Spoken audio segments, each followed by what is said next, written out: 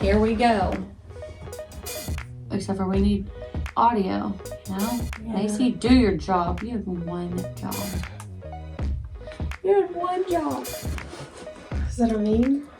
It's just a saying. You had one job. One job. You One still job. couldn't do it. And you still left it up. That's how I've been feeling lately. I have one job to do. Stay alive, not be depressed, and not No, have your anxiety. job is to stay alive. It's not necessarily your job to not be depressed or have anxiety, because that's out of your control. I will not worry about things I cannot control. Facts. Affirmation of the day. Yes. So, And even through depression and anxiety, your one job is to stay alive. That's all. I'm killing it with that.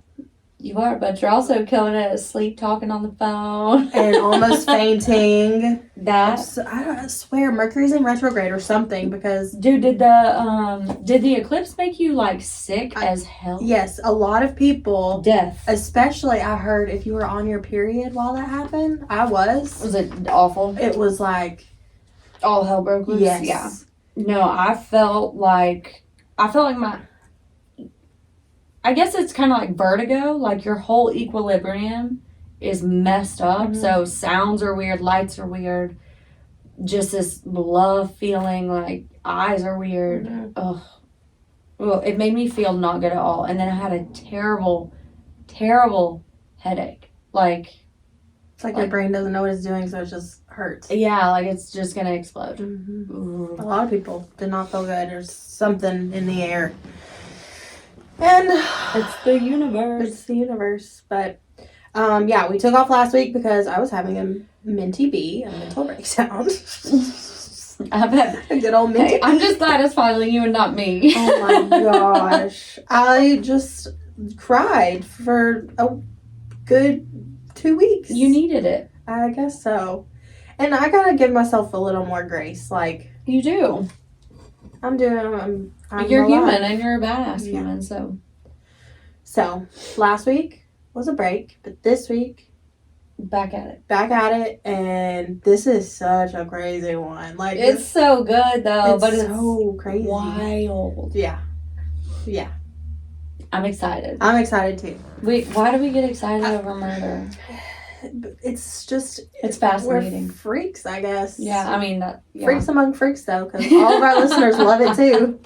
I mean, we're just all weirdos out here together. Yep. And loving it. And loving it. Love it. Mm. Okay, this one is called The Fast Food Murderer. And you may have heard of this, you may not have. This was in the 90s-ish in Nashville. So, maybe pull that back up out of your memory. Mm-hmm. So, let's get into it. Born in Fort Worth, Texas. That's where Taylor was born. Uh-huh. He could be a serial TF killer. dub. Yeah. Hopefully he's not a serial killer. Seriously. I feel like I would have sniffed that out by now. Probably. He's not, yeah. Because serial killers, or killers, murderers in general, are not that smart. Most of the time. Most of the time. Yeah. So, Yeah. born in Fort Worth, Texas on November 12th, 1957, Paul Dennis Reid was kind of a troubled kid from the start. His parents divorced when he was like 3 years old, and he had two sisters, Linda and Janet. And he kind of grew up just like bouncing between his mom's house, his dad's house, and getting into trouble. Like, he started showing signs of aggression and doing like odd things to hurt people, like signs that something is not right. Yeah. His father was an alcoholic, so when he was in his father's care, he spent a lot of time with his paternal grandmother, so his dad's mom. And she reported like weird stuff that he would do, like he would put tacks on her chair and like spray her down with a water hose. Lock her in a room. Catch her bed on fire as she's in it and sleeping. If somebody even attempted to do that to any of my grandmothers or great-grandmothers, we would have been dead. Like, and people would have forgot we existed and no one would have cared. You're gonna get your ass beat. 1,000%. Did you get spankings a lot as a kid? I got spankings, but not a lot of them. And I will say, everyone I got, I for dang sure deserved. And there were a lot of them that I didn't get that I did deserve. Oh. Like, I deserved more than I got. Mm. But I got enough to know I got spanked, you know, or whipped. Like, yeah, but I deserved every one of them. My parents, they only had to spank me very few times because I'm so, like, I didn't want to get... Disappoint. I didn't want to disappoint. I didn't want to get spanked again. Yeah. So all I needed was a look. Yeah. It's the look that you... Yeah, I feel like you get to an age where that's... Yeah. Where it's like the tone of the voice or the look is like, okay. Because that's how my kids are. Like, I just look at them or say their name in a specific tone. And they're like, oh, shoot. Okay, mom is serious. Yep. But... No, most of the spankings I got were most definitely when me and my brother would fight because we couldn't like leave each other alone. Like we were play together all the time. We were tight, super tight, but we fought like gnarly too. I mean, fought. I'm surprised one of us didn't lose an eyeball or like get an ear cut off or something because there were times that I wanted to kill him. Like. I mean, we were gnarly, but that's usually what would get us in trouble. Yeah. Because we could just get each other so mad. See, I didn't have that. I didn't have anyone to get in trouble with. Yeah. So I was always like, just compliant. Just Nat. Just Nat. Just there. So Paul, he was bouncing between, you know, family stuff. He wasn't doing very well in school. He had some behavioral issues. He did have signs of a learning disability, and by the time he was 16, his mother had kicked him out of her house. His father also kicked him out of his house for allegedly sexually assaulting someone in their family. 16 and all that. Yeah, that's a lot. That's alarming. He caught his first charge by breaking into cars and stealing them. I'm assuming hot wiring them. Yeah. He got off from those charges with 3 years probation instead of like getting his crap together, he started to steal cars by using like getting people and holding them at gunpoint and then stealing their car. So instead of just like breaking into a car and stealing it, he was like, oh, I guess it's a better idea if I hold a gun to their head and make them give me their car. Then he was also writing fraudulent checks. So, which, in comparison, writing fraudulent checks, yes, it's a crime. No, you shouldn't do it. But it's not a violent crime. Like holding someone at gunpoint and stealing their car or sexually assaulting people. In 1984, he was charged with robbing 4 restaurants and a hardware store. He was sentenced to 20 years and he was released after serving only 7 years. And then when he got out, he started working as a truck driver. I'm like, oh Lord, red flag, red flag, red flag. He got in a really bad accident driving his truck, which allowed him to get workers' compensation or workman's compensation. And he got that for 2 years. Plus, he got like a settlement sum of $25,000. That's a lot of money, even today. And in the 80s, $25,000. You hit the jackpot. That's a lot of money. Yeah. Well, are you ready for this? What is he going to spend his money on? Are you ready for this? Yeah. He blew through the $25,000 on you'll never guess what. Drugs. That's what one would think, right? Cars. No. House. No. Girlfriend. No. No. No. Motorcycle. Toys. No. What? He blew $25,000 on plastic surgery for himself because he got a cowboy makeover. He wanted to be a cowboy. He wanted to be a cowboy, so he spent $25,000 on plastic surgery. And he took his guitar and what voice he had, to get lessons, to learn to sing and play said guitar. Mm-hmm. And he moved to the country music capital of the world, Nashville, Tennessee. Nashville, Tennessee. Woo! He quickly learned that not everyone with a cowboy hat and a handlebar mustache, because he was the guy with the mustache. You can picture him. Like, typical. Yeah, so the guy with the hat, the mustache, and the guitar, like, doesn't mean that you make it in Music City. But because of that, he took a job as a line cook and a busboy at Shoney's. I love Shoney's. My mom worked at Shoney's.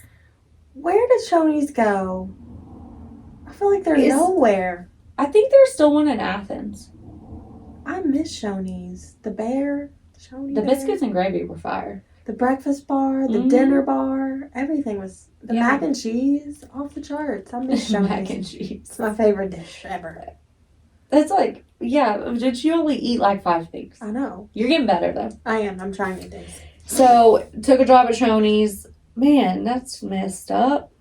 Because he's not a safe or nice or healthy person.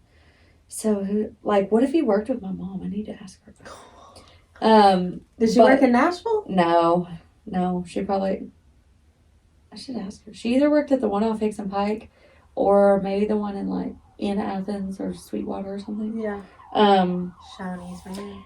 But then he started, going back to and reverting to his old ways of making money. So, That's stealing cars and robbing people and places and things. He's a winner. Yeah. A real winner. Real catch this one. So about 11 days before he would subsequently lose his job at Shoney's for multiple offenses, including this reason, reason he got fired was because he threw a plate across the dining room, injuring a coworker.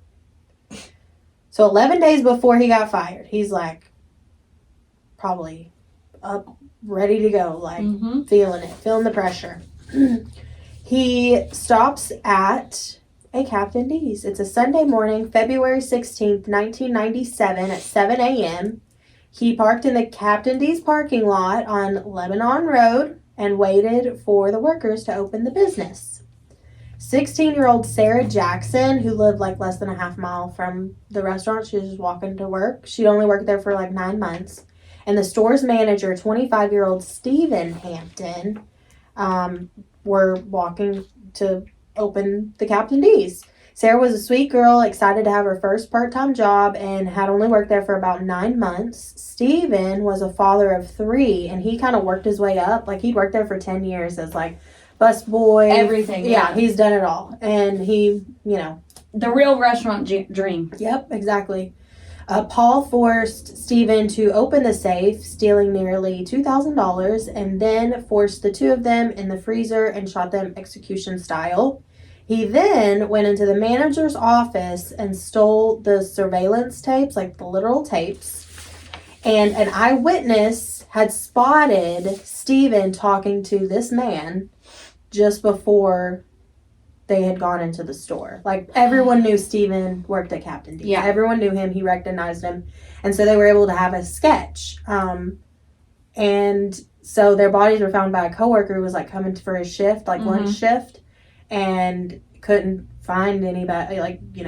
The doors were locked or something. And so he called 911 and they found the bodies. This is gnarly. Captain D's. Dude, when's the last time you had a Captain D's? Mine's probably been 15, 20 years. I don't eat fish. Probably since I was in high school. No, I think I've had it a couple times since then. But I used to get it was this grilled, or I don't know, grilled fish plate after school, and rice and the veggies every day. With those, plenty of salt and butter, it was great. Yeah, those Crispies. Was that Captain D's or Long John Silver's? Long John Silver's, for sure. Long John Silver's, I love you, Captain D's, but Long John Silver's is the shit.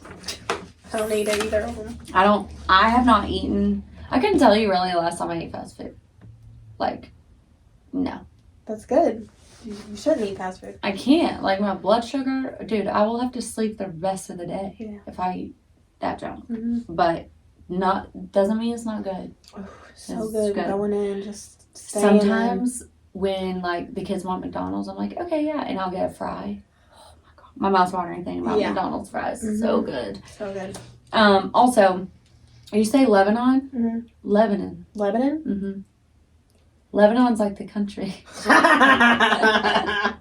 But it's also just the country, the redneck, the southern laziness, Lebanon. Lebanon. Even though it looks like Lebanon. Well, that's how my dyslexic brain would read it. Lebanon. No, you're saying it properly. I think we say it wrong. Like being from, it's kind of like people want to say Nashville or Maryville. It's Maryville, yeah. Nashville, Knoxville. Yeah, Whitwell, not Whitwell.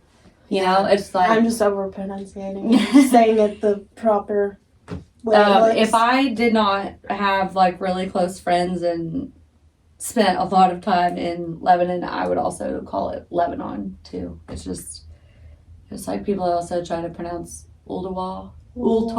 It's Utawa. It's Utawa. Like some people are like Utiwa. Ultawa. I'm like, are you serious right now? I think the right way is Ultawa, Mm-hmm. but no, it's Utawa. Utawa. Yeah, Utawa. Anyways, so about a month after the incident at Captain D's happened, it was the evening of March 23rd, and they were at a McDonald's on the same road, Lebanon Road, which turns into Lebanon Pike, but this is in the Hermitage, Tennessee, which is actually a very historical beautiful part of the country. I believe, if I'm correct, Andrew Jackson lived there. I saw Beyonce there, so that's all I know.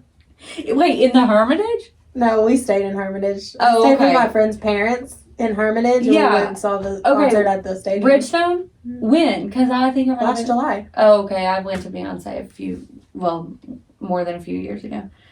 She's great. Oh, she's great. She's fantastic. She was 2 hours late in the hot sun. I thought I was going to die. Oh, heck no. Yeah. Oh, so you were at Titan Stadium outside? Oh. In July. Oh, no. Oh, it was Nope. bad. At one point, I quit sweating. I was like, I don't have any. You need water. I had to go get water. It was bad. Yeah, that's rough. It gets hot in Mm-hmm. Tennessee, y'all. Hot. All right, so this time it's at a McDonald's. The disrespect, man. Why's he got to go to all the fast food restaurants? He's a fast food murderer. This was less than 3 miles away from the Captain D's.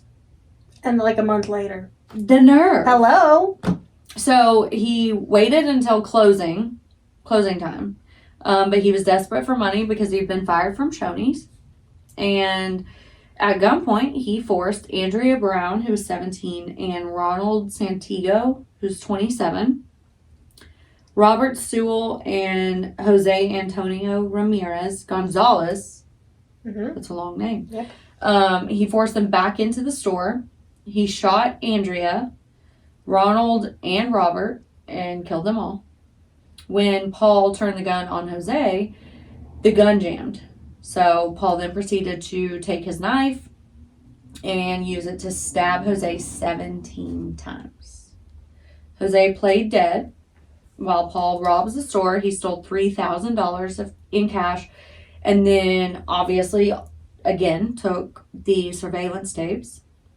When Paul left Jose, Jose was able to crawl to the phone to call 911.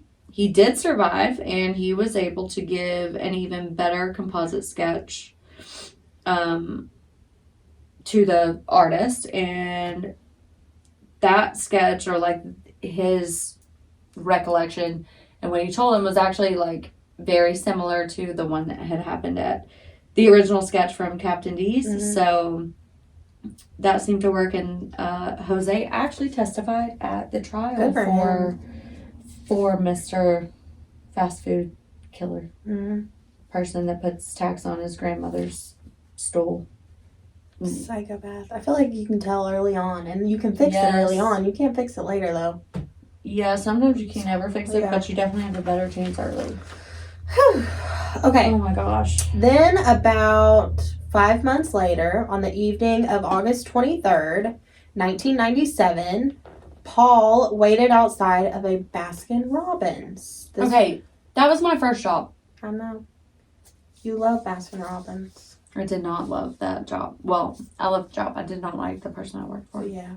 That's why I only worked there for 4 hours. Yeah. Never even. I can't believe they left you by yourself on your first day. Dude, I didn't know anything. I know. It's insane. I had to and back then there wasn't like you could Google on your phone, like telling my age.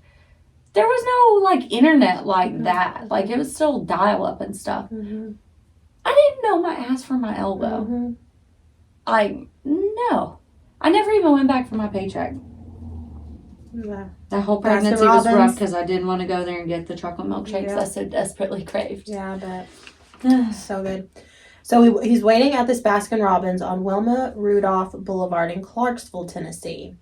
At closing, he forced 16-year-old Michelle Mace and 21-year-old Angela Holmes into the store. He cleared the safe, stole the tapes, same thing. But this time, he kidnaps Michelle and Angela, taking them to a local state park. It's called Dunbar Cave State Park. And there's like a lake and all this beautiful scenery and hiking. And he kills them. He cuts their throats by the lake. The bodies were found the next day by a hiker and their dog. That's terrible. Yeah. Okay, so shortly after this spree of killings, he obviously needed more money. I'm also wondering, like, what are you spending all this money on in such a short amount of time? Because you already got the plastic surgery. Mm-hmm. He's got to buy his demo tapes. He's got to buy his stamps for sending out his demo. Girl, what are you thinking? A disc track. Oh, that's funny. Holy cow. Wonder if he ever stood on the side of the strip in Panama City and handed out demos. Mixtapes, yeah. Like... Probably. On Broadway in Nashville. Probably gave them away at Shoney's, like. Yeah. And with your Happy Meal at McDonald's, you get... a mixtape. Oh my god, he's a lunatic, man. Okay, so, anyways, after he goes on the spree of killing everyone that he has, he needs more money. He decides that he's going to visit his old manager from Shoney's. Yeah, that sounds like a great idea. This is 45-year-old Mitch Roberts. So they talk on Mitch's front porch, and Mitch informs Paul that he's not going to rehire him. He's like, no, man. It's like you threw plates at people in the restaurant. Like, you can't get your job back. Paul then pulls out a knife and handcuffs. Where did he get the handcuffs? This is a new tool for me. Hustler. Probably because he's a big man. Like, he's a 45-year-old man and not, like, kids that working at a restaurant. But I'm still like, where did the handcuffs come from? Like, where do you just acquire? Yeah, where do you buy handcuffs? You know what? At a sex shop? Yeah, Hustler. You know, downtown Nashville, Hustler. Or, what are the ones on, like, the side of I-24? Allure. Yeah, or, Loves. Yeah. Like, not the gas station Loves. Oh, man. There's Cupids. Cupids, yeah. That's a good one. Oh, we have a lot of those, actually. We have a lot of sex shops. It's kind of weird. It is kind of weird. But handcuffs, you know what that makes me think of? When Bentley was really little, he would not, like, handcuffs were handcuffs. Handcuffs. I'm going to handcuff you. Oh, that's so cute. Yeah, you get, like, you know, a little set that's like a little sheriff's vest and badge or whatever. Mm-hmm. And it would come with, like, little fake toy handcuffs, and he would be like, where are my handcuffs at? I'm going to handcuff you. It's so cute. That's so cute. It's so cute. Oh, my God. His little voice. Yeah. It's little country voice. It changing. was so country. I'm going to handcuff you. I'm going to handcuff you. That's so cute. It is. It was so cute. Oh, cute. Oh, my gosh. Okay, so Paul pulls out a knife and handcuffs. And he tries to abduct Mitch, like this grown man. Mitch struggled with him. He pushed him off the porch, and he was actually able to get inside of his house and lock his door. He called 911, and by the time law enforcement showed up, Paul had called Mitch, and he apologized to him. I'm so sorry. I just tried to abduct you. And he was still asking for his job back. He's like, hey, man. Really sorry that I just, pulled my knife and tried to put you in handcuffs. And God knows what else I was going to do after that. But, like, can we forget about that? And even though it just happened, 15 minutes ago, and you think I could get my job back? Yeah. Like, make it make sense. The math ain't mathin', y'all. No, it's okay. So then, after he's apologizing and stuff, the cops tell Mitch to instruct Paul, like, okay, yeah, maybe you can get your job back. Like, come back and talk to me, and we'll figure something out. This moron, Paul, literally comes back. He comes back to the guy's house. And then the cops were able to arrest him. And they obviously had evidence and like fingerprints. And that all tied him to other murders. So it technically, his name, Paul Dennis Reid Jr. Yeah. 7 murders, 1 attempted murder. Because Jose lived. Because he needed his job at Shoney's back that bad. That he went back. And he asked for his job back again. So sorry, I just tried to abduct you. I don't know what I was thinking. Yeah, I'm not having sure. a bad day. But I promise it won't happen. It won't happen And again. I swear I'm different from when I was throwing plates across the 5 Shoney's. minutes ago, yeah. Oh my gosh. Yeah. Dude. So, Paul, in his, like, trial or whatever, he tried to pull, like, mental health card, which is Probably a card to be pulled. It's Yes. probably true. It's probably true. Because bro seems like a lunatic. Yeah. He suffered from illusions, paranoia. Probably paranormal activity, too. Probably. Paranoia and erratic behaviors. The judge found him capable for trial, and in April of 1999, he received 7 death sentences, the most in Tennessee history. That's crazy. 7 That's crazy. death sentences. That's crazy. And he didn't die by lethal injection. No, but I also, like, what you described, like, illusions, paranoia, erratic behavior, like, there's a term called schizophrenia. That Like, comes out in boys earlier. but, like, also, like, was he not diagnosed with that? Right off the bat, yeah. Because he suffered from illusions, paranoia, erratic behavior. Mm-hmm. Hello. But this was the 90s. I mean, hate to give it that, but... Well, he might have also never actually seen a doctor. Right. And maybe just him and his attorneys were saying that that's what he suffered Yeah. from. But also, if you're going to pull that card or say that that's what's, like, it's mental health and you're not well, then you should probably get a doctor's diagnosis. Yeah. Like, His so, 7 death sentences. 7 death sentences, the most in Tennessee history, which I think is crazy. That is crazy because Tennessee is not... It's We're like not opposed to it. Yeah, it's like one of the states that's like kind of gnarly about it. Mm-hmm. Well, his lethal injection was scheduled for 2008. He was sentenced in April of 1999, but he was scheduled to die in 2008. But his story made national news again with the controversy of lethal injections in Tennessee. There was like a bill that was put a pause on it or something. Yep. It's back and going, I'm sure. And in 2013, he was still on death row. He was admitted to the hospital and spent 2 weeks fighting for his life, losing to pneumonia in 2013. So he died from pneumonia. Pneumonia. So we were wondering, we were curious. Obviously, nurses and doctors are like the baddest humans ever. Mm-hmm. And in my opinion, majority of the thought for me when it comes to that is because it doesn't matter who their patient is or what their patient has done or not done or how they're treated. Yeah, like they take their job so serious, and I feel like it's so important and so I have so much respect for that. But I'm curious if I'm sure we could look it up, but like people that are on death row, especially somebody that's like facing 7 death sentences. So like basically he's on death row. So what did they think, that if the first lethal injection doesn't kill him, he gets 7 chances? Like why? I guess maybe to make a statement. I don't know. But like while he has pneumonia and like, at some point, the doctors know that he's not going to win this battle. And then it's not hospice because he's in a hospital. He's in like a county hospital. Right. But like, do they give Pain medication or any medication to make it more comfortable for someone who is for sure going to die by natural causes to make their transition, I guess, over to the other side or make their death? Does it hurt when you get lethal injection? I think they no. Just put you to sleep? It's not supposed to hurt. That's why they replaced the electric chair.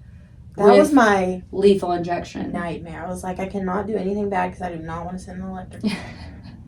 That was my thought when I was little. That's why we do true crime. Because I had weird things. Like, why did we think about stuff like that? That's so bad. I have escape plans. I have everything laid out. Yeah, but like, why? Like, or actually, what? Like, would they have made him as comfortable as possible? Because I'm thinking, I don't know. I feel like I'm going to say this and it's going to sound terrible, but it's not that I want one way or the other. It's just I'm very curious. Like, if somebody, a normal, not on death row citizen is going to die from pneumonia or cancer or an infection of something, like, their job at that point, when you know you're going to die, is to make you as comfortable as possible, to make it as painless as possible. All of the things, right? But if you're sitting on death row. But if you're sitting on death row, do you have these same access and privileges to that? Is it, if you do have access to that, I would imagine the doctors and nurses would do their due diligence to make sure that you get the same care. But is that a privilege, or do people on death row have access to the comfortability of dying from natural causes? Yeah. You know? Probably not as much as like a regular Joe Blow person. Yeah. Yeah. Because you got to think about like a county.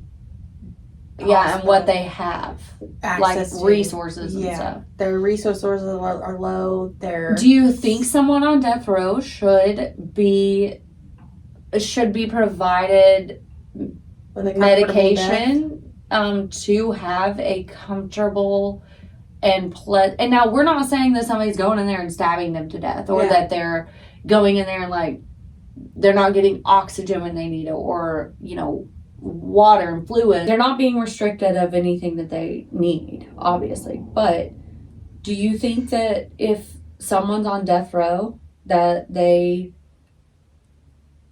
number one, I want to know if there's a law. Like, is there something that says, like, someone on death row, like, they are not afforded the same medication or the same extra comfort than, a citizen with those rights and privileges and whatever outside? Number two, do you think I think nurses and doctors will, to the best of their ability, which I think is exactly why those people are in those positions, but like, what do you think they should? If they have resources, like I know county hospitals probably don't have the same resources and technology and equipment and space and doctors and nurses. So if they have, I would want the ability to make someone more comfortable in their death. I think they should. I agree. If they don't, though. They don't, and it's not their fault. It's not their fault. And it's not, like, that's just how it is. It's just how it is. I want to know, like, if anyone knows, do you think that they might purposely not put those resources in a facility like that? Maybe. I want to know, like, if y'all, jail. Yeah, if y'all know this, like, if you're an attorney or if you are a nurse or a doctor, like, if you've had a loved one that I want to know. That's so interesting. Back again, I want to know if somebody knows. Yeah. Let us know. If you've ever done that kind of job or know someone, ask them, I'm just very curious. I know. Very, very curious. I've known people that work in jails, but I haven't really asked them personal questions like that. If you're gonna be an asshole, be a funny one. Don't do meth. Keep your pistol in your pocket and be kind to each other. This is the Expired Podcast.